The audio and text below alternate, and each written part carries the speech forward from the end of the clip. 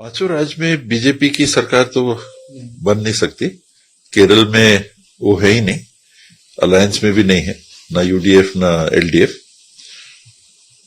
और तमिलनाडु में और पुडुचेरी में ये एक एआईडीएमके के साथ अलायंस में है बीजेपी, और दूसरी तरफ आरएनसी, एआईआरएनसी के साथ अलायंस में है। पुडुचेरी में माहौल वर्तमान आरएनसी सरकार के खिलाफ था, एंटी इनकम्बेंसी की भी बात थी, लेकिन वहां डीएमके और कांग्रेस के बीच में सीट शेयरिंग की बात अच्छे से नहीं हो पाई। उसमें सीट संख्या तो तय हुई, लेकिन बिना आपसी सलाह के डीएमके ने 13 कैंडिडेट जो उनके कोटे में सीटें आई थी, संख्या आई थी, अपने मन से उनने 13 सीटें भर दी। 6 में वो जीते थे, 7 और जिसमें कांग्रेस का भी इंटरेस्ट था, तो वहां माहौल थोड़ा सा गड़बड़ हो गया था। फिर 7 आए, मिलके लड़े, पर टफ है वहां। कांग्रेस डीएमके के लिए टफ होगा, वरना परिस्थिति अच्छी थी। तमिलनाडु में द्रविड़ पार्टियों का ही बोलबाला रहता है, और इस बार सुपरस्टार विजय टीवीके के रूप में सामने आए हैं, और उनने एक नया एलिमेंट, एक तरह से त्रिकोणीय ये चुनाव हो जाएगा क्या, ऐसी परिस्थिति उत्पन्न कर दी है। लगभग 24-28% वोट, ये वोट शेयर डीएमके एआईडीएमके का हुआ करता था, दोनों द्रविड़ पार्टियों का। बाकी फिर छोटी जो अलायंस पार्टीज हैं उनके वोट शेयर हुआ करते थे। अब टीवी के जो विजय हैं, ये कितने वोट ले जाते हैं और किसके वोट ले जाते हैं, इसके ऊपर सरकार किसकी बननी है ये तय होगा। पता नहीं चलता है। उसमें मैंने जो देखा था दूर से, वहां काम कर रहा था, लेकिन एकदम फील्ड में तो उतरने का मौका ऐसा नहीं लगता। तो वहां से जो मुझे एहसास हुआ था कि एक ये माइनॉरिटी वोट्स भी और फिशरमैन वोट्स भी ये ले रहे हैं। तो दक्षिणी तमिलनाडु में ये वोट ज्यादा डीएमके कांग्रेस की तरफ रहता है। शहरी क्षेत्र में ये ज्यादा वोट युवाओं का ले रहे थे, और कहने के लिए जो लोग हम लोग को बोलते थे, हो सकता है कांग्रेस से हम लोग जुड़े हैं तो इस नाते भी कहीं ऐसा तो नहीं बोल रहे थे। उनका कहना था कि 3 वोट जो वो लेंगे, 2 एआईडीएमके के, 1 डीएमके के। तो अलग अलग विश्लेषण है। कुछ लोगों का कहना है उनकी 20 सीट आएगी, कुछ लोगों का कहना है उनकी 140 सीट आएगी, कुछ लोगों का कहना है उनका 20% वोट शेयर आएगा, कुछ लोगों का आकलन था कि 10-12% वोट शेयर आएगा। वहां ये एक्टर्स जो हैं, सुपरस्टार्स हैं, इनका विशेष आकर्षण भी रहा है तमिलनाडु में। राजनीतिक इतिहास में बड़े बड़े स्टार्स आए हैं, तो कुछ का काफी प्रभाव दिखा चुनाव में, जो वो जीते भी, और कुछ उतना प्रभाव नहीं डाल पाए। हाल में अपन ने देखा कि रजनीकांत जी भी आए और बाकी एक्टर भी आए, वो प्रभाव नहीं डाल पाए कि जितना रामचंद्रन जी ने डाला हो, करुणानिधि जी ने डाला हो, जयललिता जी का प्रभाव था, तो उतना प्रभाव सबने डाला हो ऐसा भी नहीं है। अब ये क्या करते हैं ये देखना बाकी। तो डीएमके कांग्रेस अलायंस में है। हम लोग वही देखना चाहेंगे। पिछले बार कांग्रेस 18 सीट जीती थी, 25 सीट मिले थे लड़ने के लिए। इस बार 28 सीटें मिली हैं, तो हम लोग अपना परफॉर्मेंस देखना चाह रहे हैं कि ये कैसा, सिंगल डिजिट में तो नहीं उतर आएगा, 16 सीटें आएंगी क्या, 20 के ऊपर आएंगी क्या। तो अलग अलग आकलन है, और मिलके डीएमके की सरकार बनने, अलायंस की सरकार बनने, ये संभावना है। डीएमके की सरकार अगर बन रही है तो कांग्रेस की सीटें 14-15 से 20-21 के बीच में आ सकती है। 12 सीट भी आ गई तो मेरे ख्याल से इन परिस्थितियों में काफी अच्छा रहेगा, क्योंकि 30 सीट की तो विधानसभा है, उसमें 16 सीट में सरकार बनती है। पिछली बार कांग्रेस की 2 सीटें थी और डीएमके की 6 सीटें थी, 8 सीटें थी, और एआईआरएनसी इनकी गवर्नमेंट बनी हुई थी। हाँ, वहां मुझे भी लगता है कि जो अलायंस अच्छे से नहीं हुआ कांग्रेस और डीएमके का, तमिलनाडु में वैसी स्थिति नहीं बनी।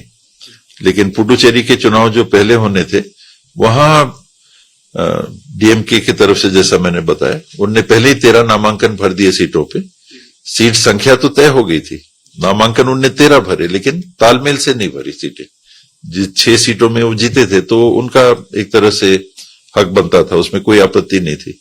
बाकी 7 सीटें जो उनने भरी और फिर कहा कि अब तो हमने 13 भर दी, 13 से ज्यादा अब हम तो भर ही नहीं सकते, नॉमिनेशन लास्ट डेट निकल गया। तो वो जो तालमेल टूटा, उसका मुझे लगता है कि नुकसान हुआ। उसका फायदा उनको जरूर मिला होगा। खाता खोलेगी, पिछले बार एक भी सीट नहीं आई थी, तो हम लोग ये उम्मीद कर रहे हैं।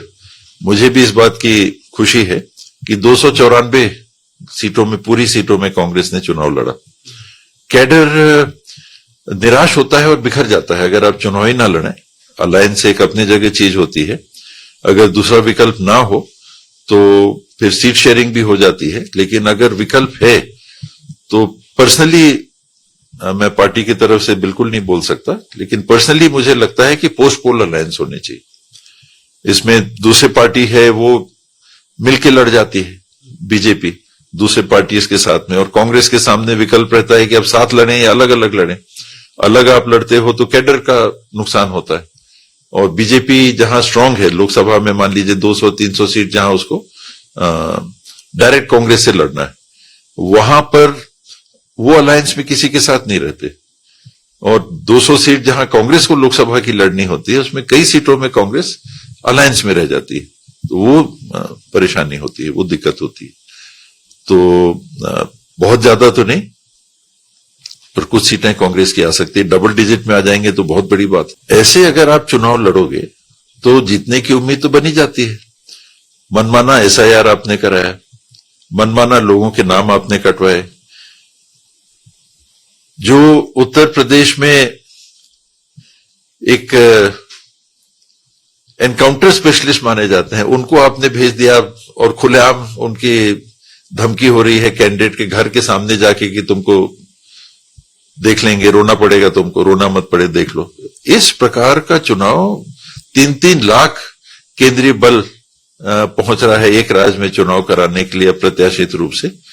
तो फिर पैसा उनके पास, जो मैंने सुना, पैसे की कोई कमी नहीं है।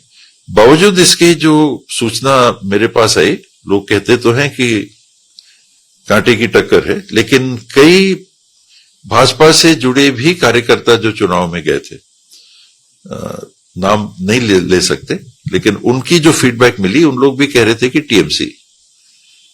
तो कठिन है कहना। First round, second round vote जम के पड़ा है। अप्रत्याशित प्रतिशत, अच्छा प्रतिशत जैसा मतदान होना चाहिए वैसा वोट गिरे हैं। Second round